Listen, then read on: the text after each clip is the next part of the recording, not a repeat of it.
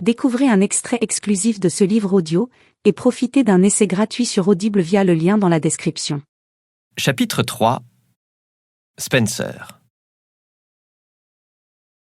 Au bout de 3 heures de réunion avec mon père, je prends conscience que je préférerais me trouver dans une cage en verre remplie de serpents et d'araignées que de rester là à l'écouter me rebattre les oreilles.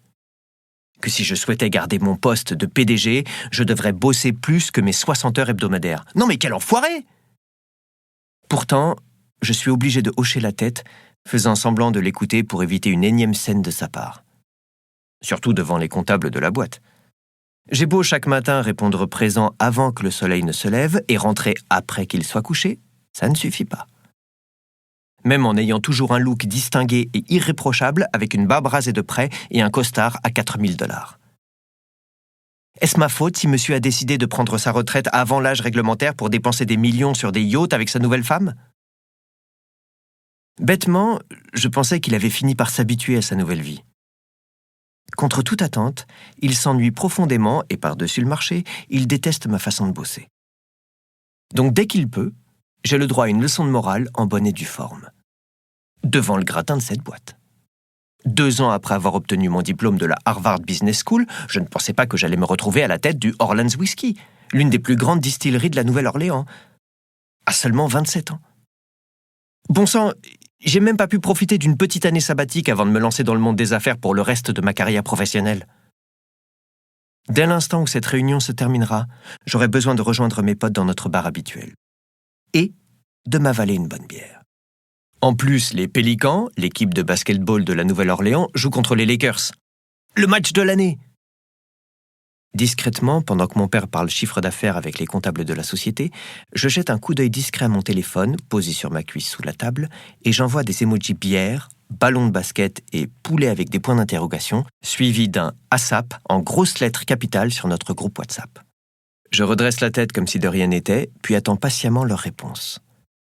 Je passe la main dans mes cheveux, retire une poussière invisible sur mon pantalon et croise les doigts devant moi en attendant la fin de ce monologue horriblement soporifique.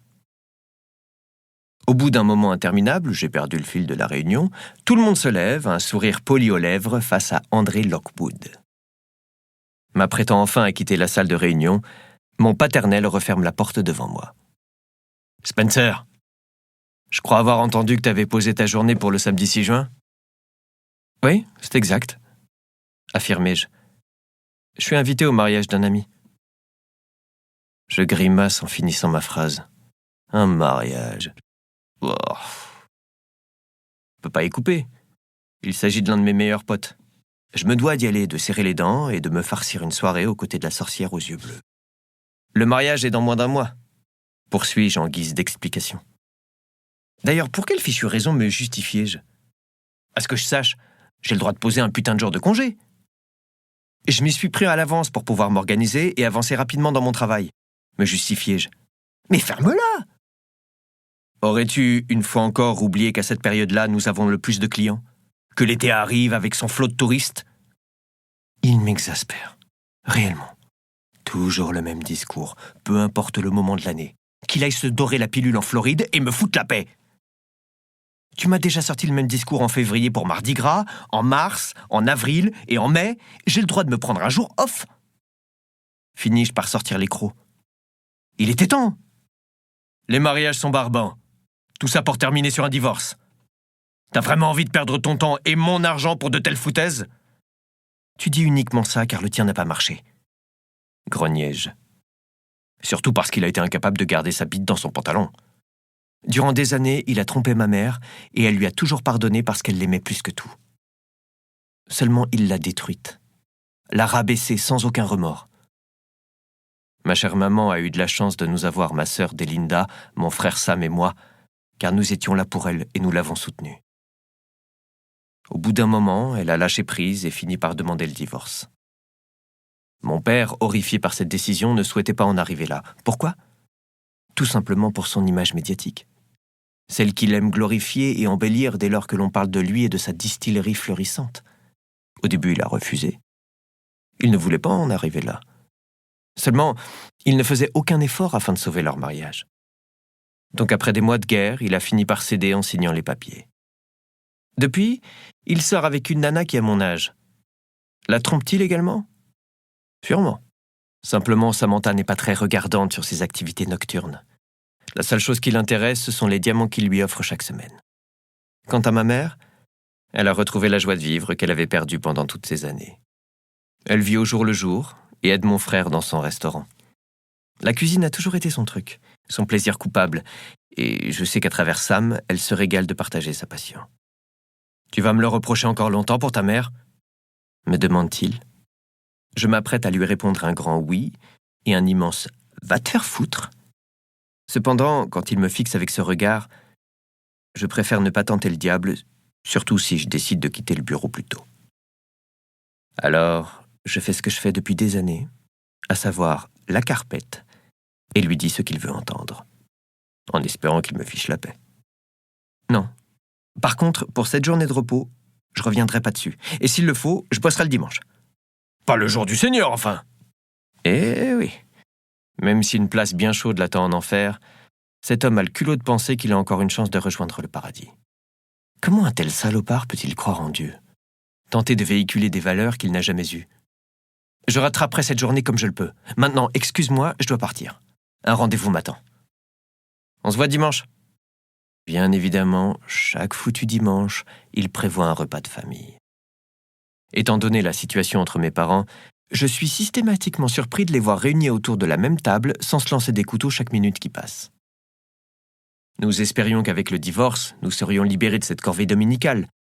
Que nenni. Nos parents, enfin, ma mère, voulaient absolument que la tradition perdure pour que nos liens ne se brisent pas. Que malgré leur séparation, notre famille reste unie. Blablabla. Spoiler alerte, cette tradition, c'est de la merde. Je déteste jurer, mais bon sang, il s'agit de la tradition la plus nulle et la plus sadomasochiste que j'ai jamais vue. Et Seigneur, je dois y participer chaque semaine pour faire plaisir à ma sœur et à ma mère.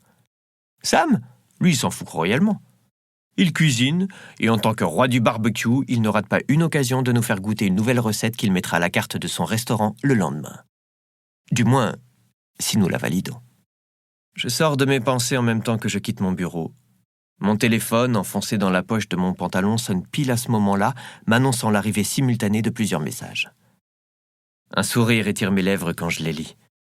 Eric, Amrit et Dane me font savoir qu'ils seront de la partie ce soir. Parfait. Alors, comment a réagi Amanda quand tu lui as annoncé que votre voyage de noces allait se passer aux Caraïbes ? Demande Amrit à Dane. Elle était complètement folle. Tellement que le lendemain, elle m'a traîné dans les magasins pour aller acheter des maillots de bain et de la crème solaire, lui répond-il en riant. S'il parle encore de mariage, je vais me jeter sous une voiture. J'imaginais bêtement que l'ambiance et la bière leur feraient penser à autre chose, mais ces idiots n'en ont que pour leur future femme et leur mariage. On leur a acheté un sort ou quoi ? Agacé, je lève les yeux au ciel et finis ma pinte en leur disant « Sérieux, les gars, on va vraiment parler de vos mariages et de vos lunes de miel pendant nos soirées entre mecs ? Puis d'où vient cette idée stupide de vous marier la même année ? C'est naze ! 3 mariages encore en vue alors que j'ai à peine réussi à me remettre du premier. Je sais pas comment je vais tenir pour les suivants. On voulait qu'ils aient lieu la même année parce que les projets d'avenir et de famille arrivent directement dans la foulée, répond Amrit. Oh mon Dieu, je vais vomir, grimaçai-je volontairement. Des bébés ? Vraiment ? Oh, perso, je trouve ça encore plus répugnant que le mariage. Mais qu'est-ce qui t'est arrivé pour que tu détestes autant ce package ? Me demande Dane, légèrement choqué par mes propos. Le divorce, les mecs. Avouai-je blasé.